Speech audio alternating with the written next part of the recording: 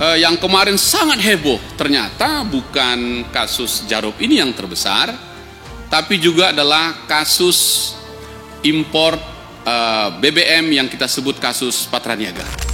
Progres Pertamina ini masih kita jalani terus, kita lakukan pendalaman.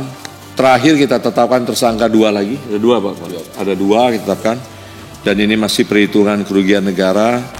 Pernah juga Jaksa Agung bilang seharusnya kasus minyak goreng juga sama dengan ini, bahwa pelaku-pelaku ini dapat diancam pidana mati.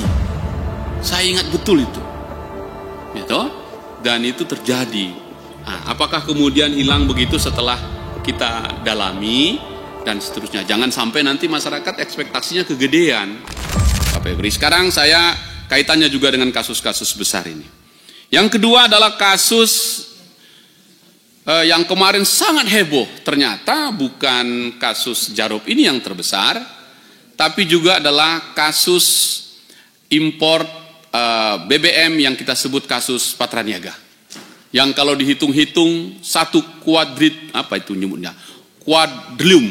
pokoknya sudah besar sekali gitu maksud saya. Sangat heboh di waktu itu.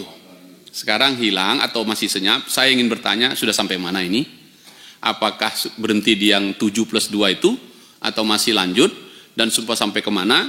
Apakah ada dampaknya terhadap nasib bangsa ini? Per hari ini kalau dilihat dari kedaulatan energi, kita sedang darurat kedaulatan energi karena kita impor bahan bakar minyak kita ini.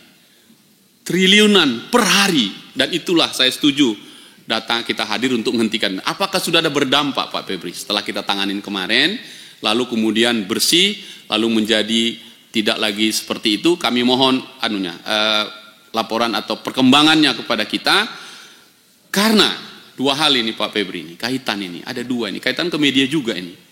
Pernah juga Jaksa Agung bilang seharusnya kasus minyak goreng juga sama dengan ini, bahwa pelaku-pelaku ini dapat diancam pidana mati.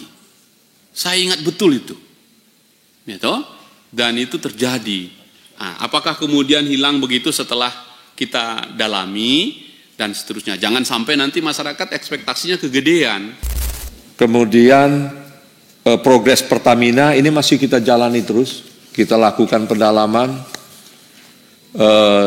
Terakhir kita tetapkan tersangka 2 lagi, ada 2 Pak, ada 2 kita tetapkan, dan ini masih perhitungan kerugian negara.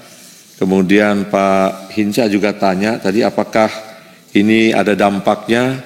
Saya beberapa kali ketemu di Pertamina dan kita harapkan ini bisa menjadi pengungkit, dan perintahnya juga seperti itu Pak Hinca. Inilah kesempatan membersihkan mereka dan merubah sistem. Saya dengar ya, tapi bisa dipastikan kembali, awal ini kita sidik kan karena yang hasil dari dalam negeri ini kan ditolak dengan mengutamakan impor. Nah sekarang ada kebijakan justru pengeboran yang dalam negeri ini yang dibesarkan kapasitasnya sehingga untuk mencegah impor. Ya kita harapkan semua lah bahwa Pertamina ini menjadi sehat dan menjadi kebanggaan kita nanti ke depan. Pimpinan kami kembalikan. Cukup ya Bapak Ibu. Kesimpulan tayang.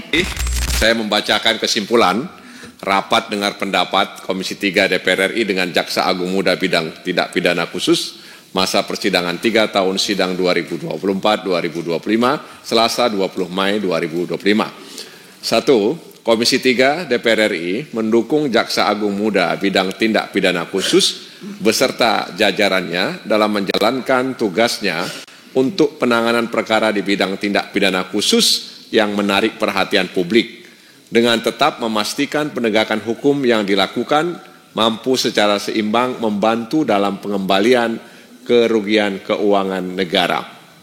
Demikian Ibu Ketua.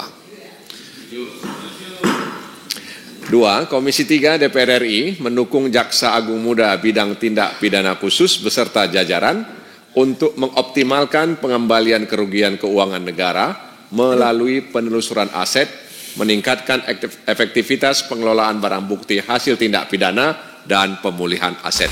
Setuju. Ini gawat nih Setuju. Ya, kesimpulannya gawat ini karena ada beserta jajaran, gawat. Baik Bapak Ibu sekalian, Pimpinan sebelum ditutup, tadi kan kita bersepakat akan ada rapat tertutup dengan Jaksa Agung dan Jampitsus. Apakah memungkinkan juga kita masukkan dalam kesimpulan kita ini untuk itu atau tidak? Oke, baik. Makasih. Bapak Ibu sekalian, apabila sudah tidak ada yang kita bicarakan lagi, maka rapat sore ini kita tutup dengan mengucapkan wabillahi taufiq wal hidayah. Wassalamualaikum warahmatullahi wabarakatuh.